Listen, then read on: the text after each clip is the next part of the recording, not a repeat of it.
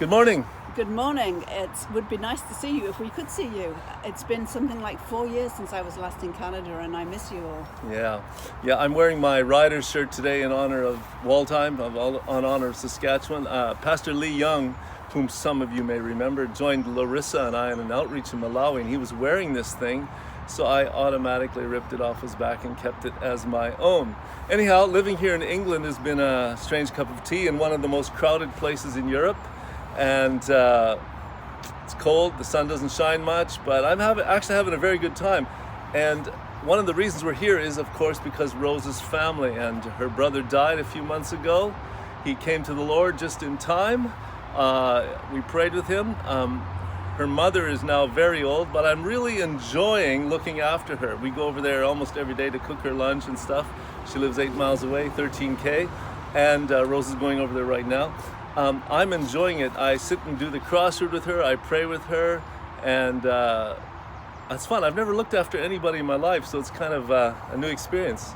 It's really good. Of course, for me, I've had a person to look after for the last, 35, 36 years or something. Yeah. So I have more experience. So yeah. So anyhow, what else are you doing? What else am I doing? Well, I'm still leading Link, although after 15 years I feel it's time to hand over, so I'm looking for my successor. Right. I am a missionary, and all of my teams, all of my projects, everything has sort of disappeared in Africa. So I've had to start to rethink, what am I actually doing here? And what do missionaries do? They do evangelism. So I went up to Rose's church and I said, hey, how many of you want to raise your game to be more intentional in your personal witness? So 6 people signed up from our church. And we formed an evangelism team. I've got 2 70-year-old ladies, a retired university professor, a teenage boy in high school, a housewife, and we have been seeking for the last 4 months to tell people about Jesus. We've told about 100 people about Jesus. It's been really good. We meet once a month, and we pray for one another. We have little projects we do, and holding each other accountable, being intentional, sharpening one another. So that has been good. In fact, we now have 70 teams. There's a group of 70 teams in our city, which is bigger than Toronto, and another 400 teams around England. And just in these last few weeks, we've branched out. Now we have some 962 evangelism teams all over the world in 55 countries, and I'm spending all my time setting up these teams. It's not, special outreaches like campsite or tent meetings or, going on outreaches. It's just you living where you're living, doing what you're doing on the farm, in your business, in the bank, at the shops.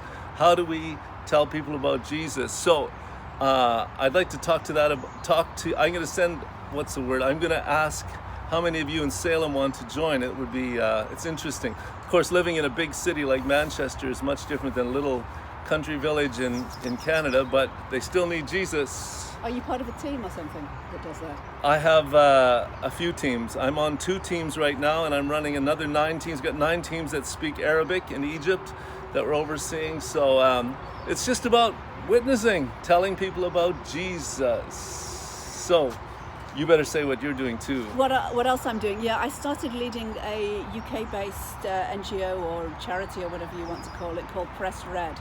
And you can look at Press Red online. We're speaking out against all forms of violence against women.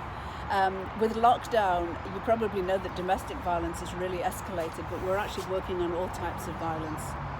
Equipping, training, empowering people to be against it and to do something. It's interesting here, living in a crowded city, we hear the men yelling at their wives. We see the police coming up here quite regularly to visit homes, this kind of stuff. We're living in a hotbed. This is also a place where there's a lot of drugs and gang activity, and so it's fun.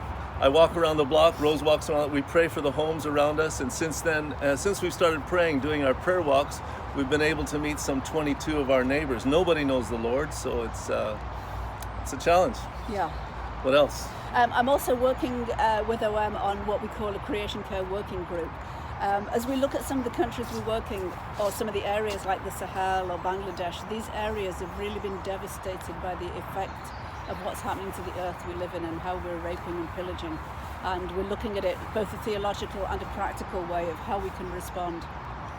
Yeah, I was just talking to my very close friend, is a director of 4 missions in Indonesia, Jakarta, and he said there's been 2,700 volcanic explosions in Indonesia just in the last few years. It's really natural disasters, the world coming apart. It's affecting a lot of people. Anyhow, we don't have time. It's starting to rain. How unusual. If you guys, write to us, ask us, talk to us, let us know. We hope to come to Saskatchewan sometime this year, if we can. I hope to go to Larissa's wedding in Egypt. We both hope to go, although there's a lot of restrictions since I've got a lot of things going in Egypt anyhow. I hope it'll work out. But we'll keep you posted. Thank you for being a part of our lives. How can they go? How can they hear unless somebody goes, and how can they go unless someone sends? So bless you. Anything else you want to say? Nope, need to get inside out the rain. Yeah, let's get out of the rain. See ya. Bye.